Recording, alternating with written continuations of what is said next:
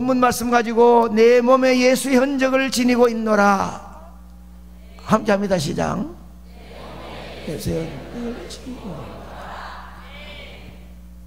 17절 말씀을 읽고 합니다. 함께 합니다. 이후로는 누구든지 나를 괴롭게 하지 말라. 내가 내 몸에 예수 흔적을 지니고 있노라. 갈라디아서를 마치면서 주제가 뭐냐, 여기까지 여러분들 한번 생각해 보시고, 주제가 뭐, 목사님 무엇을 그리 강조하셨느냐.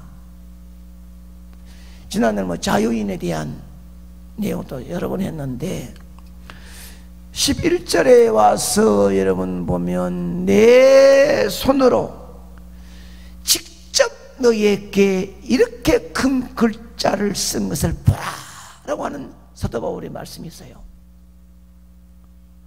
내게는 우리 주 예수 그리스도의 십자가 외에는 결코 자랑할 것이 없다 라고 사도 바울이 앞에 것은 대피를 했지만 직접 큰 글자로 보라고 직접 쓴 내용이 11절부터 나왔거든요.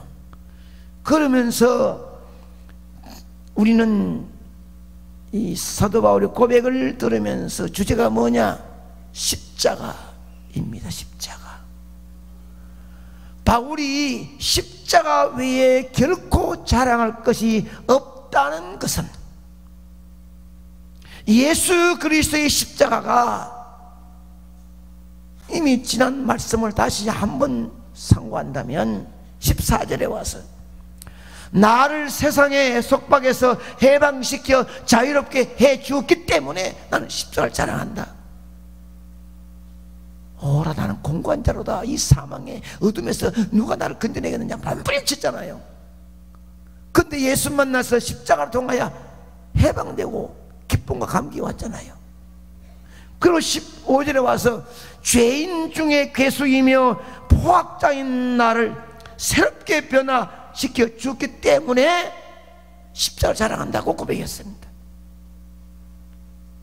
세상에 뭐 자기 가지고 있는 실력, 지식, 경험, 권력 모든 것 가지고 총동원 해도 자신이 새롭게 되지는 못했는데 담메색 도상에서 예수 만난 경험 때문에 새롭게 변화되었다는 고백을 했습니다. 오늘 사도 바울이 마지막 자랑할 수밖에 없는 이유 마지막 한 가지는 16절에 있는 말씀으로 짧게 말씀하는데 시작. 무릇 이 규례를 행하는 자에게와 하나님의 이스라엘에게 평강과 긍휼이 있을지어다. 아멘. 저는 이 갈라디아서나 성경을 학자처럼 막 그렇게 풀어가지고 매추고 이럴 시간이 없어요. 그날 그 말씀 붙들고 나가서 한 주간 동안 이 말씀을 내 마음속에 끌고 나가면서 어떻게 이겨나갈 수 있을까 한 주간만 생각하고 그 다음 주간 또 와서 먹고 또 먹으면 되는 거예요. 그래서 이 중심적으로 영적으로 여러분에게 나누었지, 어떤 면으로 말씀하다가 영적으로 이 말씀을 들으면 이 말씀 붙들고 한 주간 동안 승리하겠다 이 말씀을 만들어 나가는 것이니까, 여러분 오늘도 이 말씀이 여러분이 한 주간 동안 이 어둠과 싸워 이기는 승리의 말씀 되기를 축복합니다. 사도 바울은 십자가만이 내 마음의 평안과 하나님으로부터 긍휼을 얻을 수 있기 때문에 나는 십자가를 자랑하지 않을 수 없다고 했습니다. 시작. 십자가만이 평안과 하나님으로부터 긍휼을 얻을 수 있기 때문에. 많은 사람들은 이 세례 받을 때 물어보거든요. 예수 왜 믿느냐고 하면은 천국 가려고 믿습니다. 맞는 말이에요. 아직 처음으로 예수를 믿어 세례받은 자에게 무슨 설명 길게 하겠습니까? 세례받고 난 다음에 점점 알아지게 될 때까지 놔두는 거죠. 어린 아이가 뭐 젖 먹고 자라고 죽 먹고 자라는데 그 아이한테 무슨 아직 밥도 아직 안 먹었는데 힘쓰러 가면 되겠습니까? 두는 거예요. 맞아요. 예수님은 천국을 갈 수 있도록 나를 보장해주는, 주님만 믿으면, 예수 믿으면 천국 간다. 맞는 말이에요. 그러면 예수 믿어서 천국 가고 천국 갈 때까지 보장해 준다라는 말씀 맞는데, 다시 한번 예수를 믿어서 죽고 난 이후에 천국 생활만 보장한다면 우리가 예수 믿는 참된 보람을 못 느낍니다. 전도가 안 됩니다. 이 땅에 사는 동안에도 생활적인 변화가 있어야 변화된 내 모습을 보고 예수의 아름다운 자랑이 되고 흔적이 되어지고 또 전도가 되어지고 마음의 감격 속에 살아갈 수 있는 힘이 될 줄 믿습니다. 죽어 천국 가고 이 땅에 사는 동안은 변화가 없다면 예수 믿을 재미가 있습니까? 그래서 예수를 믿어 가장 큰 변화는 내 마음에 평안이 생긴다는 거예요. 평안. 아멘입니다. 예수 믿어 평안이 온다는 거예요. 예수 믿었기 때문에 내일 죽을지 몰라도 오늘의 기쁨이 있다는 거예요. 내일 먹을 양식이 없어도 오늘의 말씀으로 힘이 있다는 거예요. 하나님께로부터 긍휼을 얻을 수 있다는 거예요. 이것이 가장 큰 변화입니다. 예수님이 말씀하시기를 요한복음 14장 27절에 보면 함께합니다. 평안을 너희에게 주노니 곧 나의 평안을 너희에게 주노라. 내가 너희에게 주는 것은 세상에 주는 것 같이 아니하니라. 너희는 마음에 근심하지도 말고 두려워하지도 말라. 아멘. 세상에 주는 평안, 이 뭡니까? 그 뼈가 까진 사람이 얼마나 마음에 큰 감격과 기쁨이 있어가지고 기분 좋았는데 사업을 했어요. 지난날 IMF처럼 갑자기 위기가 찾아왔어요. 그래가지고 보고받으면 10억이 날아가 본 거야. 100억 중에 10억이 날아갔어.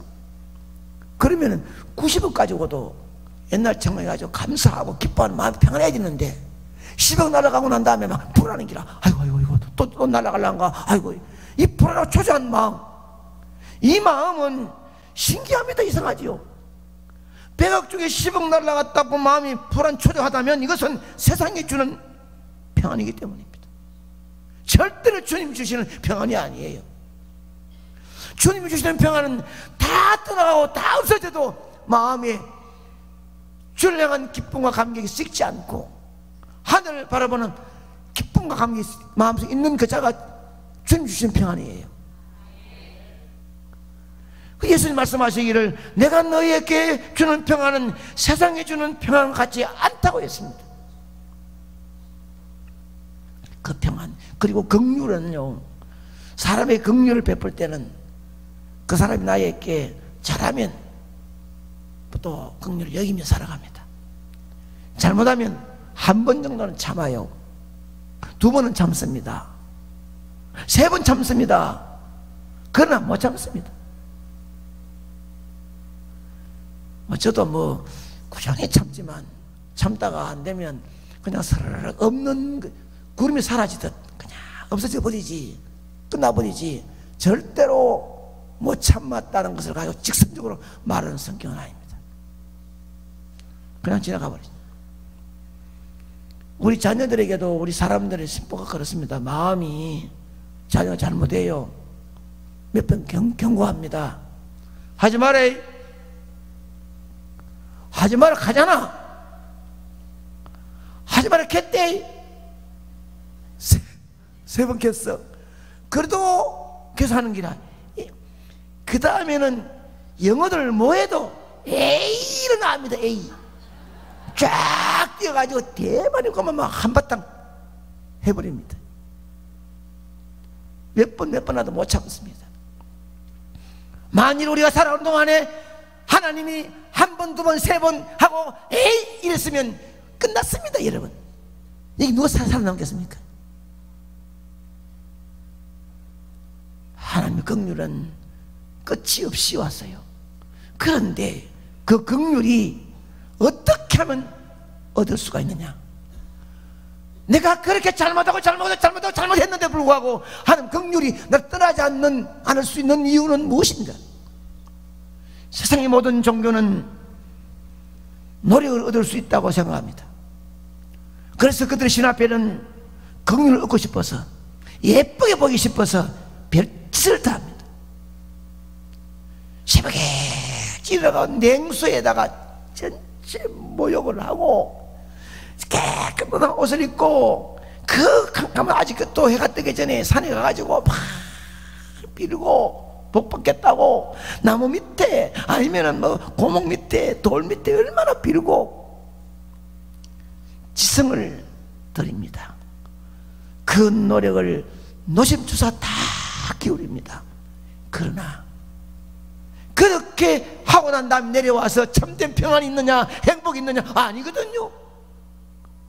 성령은 거룩한 노력으로 하나님의 긍휼과 자비를 얻을 수 없다고 말하고 있습니다. 그런데 예수님이 오셔서 그것을 해결해 주셨습니다. 우리가 노력해야 할 그 모든 노력의 결과를 이미 십자가에서 다 이루셨습니다. 하나님은 우리를 보실 때마다 내가 지은 과거에 지은 죄나 어젯밤에 잘못 생각한 것이나 내가 남을 속일 수 있는 수많은 죄를 갈보면 한 번, 두 번, 세 번, 네 번 갈다가 에이 할 수 있지만 하나님은 우리의 그 많은 잘못을 볼 때에 직접 보시는 것이 아니라 십자가를 통해서 보기 때문입니다. 아멘입니다. 그러므로 우리 십자가를 붙들고 십자가 뒤에 숨어 있으면 하나님 잘못이 그렇게 많아 징계하고 싶어도 십자가 때문에 긍휼과 자비를 베푸신다 이 말입니다. 십자가 위에서 우리 주님 제2의 이의 하나님 보니 겸손하시고 사랑이 많으시고 깨끗하신 분이라 대속의 제물로 십자가에서 죽으셨습니다. 그 십자가를 네 앞에 세우면, 그 십자가를 붙들고 있으면 내가 잘못이 많아서 한 방에 죽을 수밖에 없는 나지만 하나님은 그 십자가 때문에 그 뒤에 있는 나를 긍휼히 여기신다는 것입니다. 아멘입니다. 안경도 노란 안경 써보면 노랗게 보여요. 검은 안경 쓰면 검게 보입니다. 하나님은 우리를 십자가를 통해서 보시기 때문에 우리의 죄와 허물을 가리워지고 사랑과 긍휼이 나타나는 것입니다. 이것을 우리는 십자가의 은혜라고 말합니다. 우리 교단의 영남 미래 포럼이라고 전국 영남 교직자 정경회장 가운데 현직에 있는 사람 치고는 제가 제일 고참이라고 축도를 부탁한 것이에요. 그래서 사회자한테 격려하고 축도하겠다. 알겠습니다. 그래서 다 끝난 마지막에 정경회장님 김성도 목사님 나오셔서 격려 말씀하시고 축도하겠습니다 이랬습니다. 거기는 영남 출신의 목사 장로 지도자들이 앉아있고 총회장 임원 후보들도 같이 앉아있습니다. 그 다음 총회 후보들도. 저는 서서 우리는 어떤 색깔의 안경을 쓰고 있느냐에 따라서 보는 것이 달라집니다. 노란 안경을 쓰면 온통 노랗게 보이고 빨간 안경을 쓰면 온통 빨갛게 보입니다. 여러분은 여러분 마음대로 색깔을 넣어가지고 사람들 보지 말고 판단하지 말아야 됩니다. 어찌해서 사람을 그렇게 내 마음대로 내 안경을 쓰고 마음대로 판단하고 미워하고 길을 모입니까? 정말로 구원을 받았다면 믿음의 안경을 쓰고 서로 볼 수 있기를 바랍니다. 예수님의 피가 묻어있는 십자가를 통하여 자신을 볼 수 있기를 바랍니다.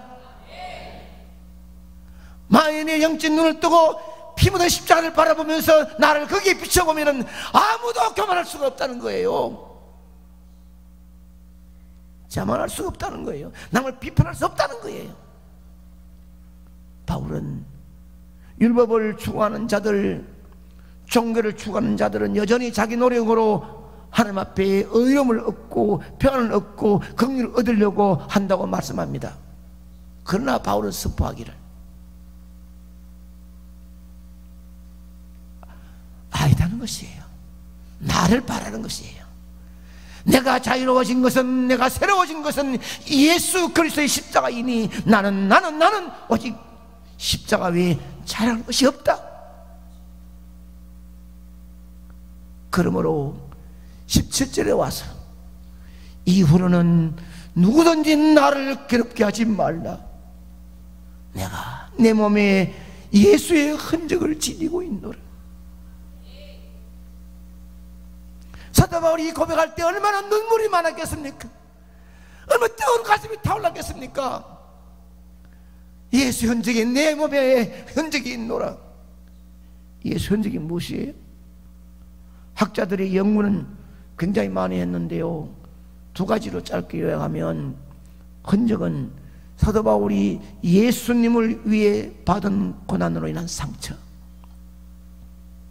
고린도후서에 보면은 사도 바울이 3번 태장 맞고 유대인에게 39대 매를 5번 맞고 돌로 맞고 얼마나 상처가 많았겠습니까? 예수 때문에. 예수 아니면은 그냥 차버렸지만 예수 때문에 그 고난과 시를 받았잖아요. 또 한 가지 흔적은 종의 몸에 찍는 마크입니다. 마크. 그러니까 어떤 종은 한 주인에게 팔려오면, 노예가 팔려오면 고대 사회에는 주인이 노예에게 자기의 소유에 대한 소유권을 나타내기 위해서 노예의 몸에다가 자기 인감 도장을 쇠로 만들어 가지고 불에 달가 가지고 이 노예 어깨, 오른쪽 어깨에 팍 찢습니다. 뜨겁죠? 탁 뛰면 거기에 이미 탁 박혀 있는 겁니다. 그래서 이 노예가 움직이면 그거 보면 어느 집에 누구 노예구나, 누구 종이구나 알고 있는 거예요. 거기 있으면. 사도 바울이 두 가지를 동시에 말씀하고 있는 것 같습니다. 동시에.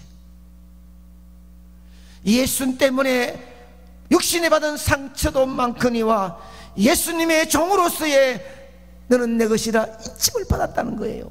그래서 이후로는 누구든지 나를 괴롭게 말라. 율법을 가지고 나를 괴롭게 하지 말고 변론으로 나를 괴롭게 하지 말라. 내가 내 몸에 예수의 흔적을 가졌노라. 나는 예수의 종이 되었노라. 아멘. 여러분은 한국 기독교 초대 교회에 일어난 여러 가지 사건들을 얼마나 알고 계신지 모르지만, 가까이 우리 나라의 기독교 정착할 당시에 신앙의 선배들 중에 박해를 많이 받았습니다. 일례로 고려신학교 학장이셨던 한상동 목사님은 경남 고성군에서 개척교회를 세웠을 때, 그 당시에 유지들은 한 목사님을 몹시 괴롭혔어요. 어느 주일 아침에 설교를 하고 있는데 담 너머에서 돌이 날라옵니다. 다 날라. 돌은 마루에 떨어지고 또 돌을 잘 맞춘 사람은 목사님을 향하여 다 따라옵니다. 매주일 이렇게 계속되니까 한 목사님은 교인들을 방 안쪽으로 저 밀어놓고 자신이 등을 쥐고 날아오는 돌을 다 맞으면서 얼마나 아프겠어요. 얼마나. 사도 바울이 스데반이 돌 맞는 것처럼 가슴이 아프고, 어떨 때는 여기도 맞고 여기도 맞고 피도 흐르겠죠. 꼼짝하지 않고 예배를 인도한 한상동 목사님, 이 초대교회에 우리의 선배들입니다. 여러분, 결코 우리는 핍박받아도 두려워하거나 회피하지 않아야 될 줄 믿습니다.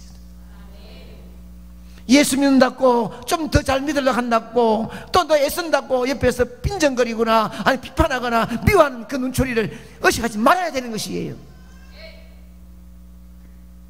그리스도의 복음을 전하다가 받게 되는 핍박으로 인한 상처는 우리의 몸에 지니고 있는 예수의 흔적인 줄 믿습니다.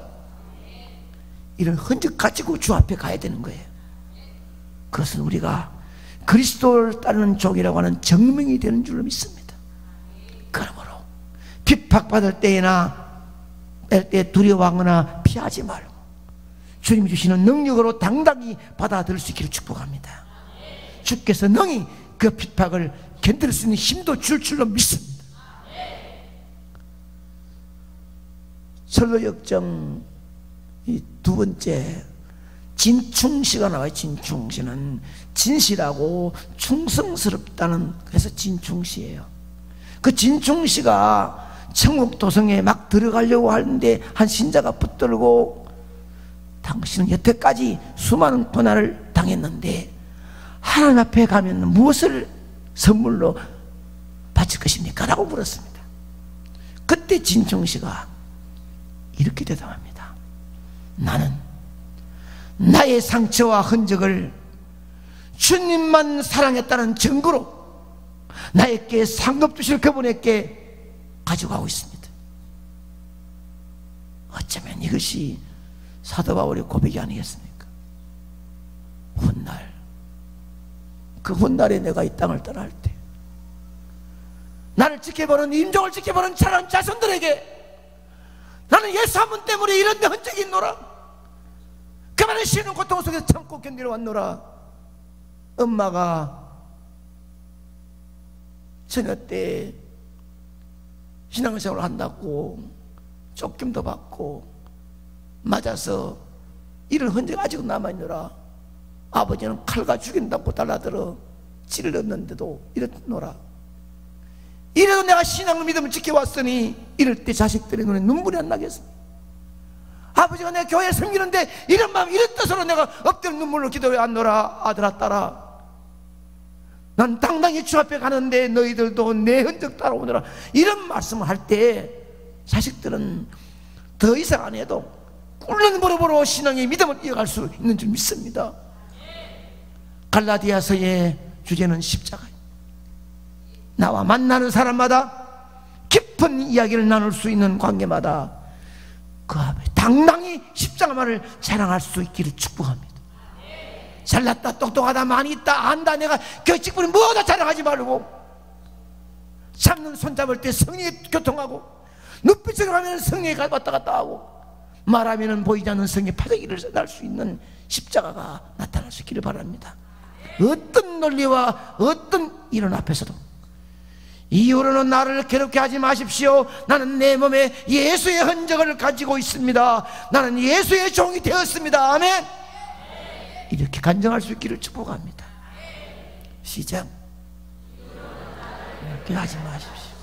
나는 내 몸에 예수의 흔적을 가지고 있습니다. 나는 예수의 종. 그렇다면 이 고백이 여러분에게 가슴에 와닿는다면 갈라디아서를 제대로 공부한 것이에요. 마지막 끝나면서 이런 감정, 이런 감격, 이런 뜨거운 도전이 없다면 지금까지 왔던 갈라디아서는 아무 소용이 없는 거예요. 나를 괴롭게 하지 마시오. 나는 예수의 흔적을 가지고 있습니다. 나는 예수의 종이 되었습니다. 저는 오늘 이런 사도 바울의 고백과 간증이 바로 우리들의 것이 되기를 주의 이름으로 축원합니다.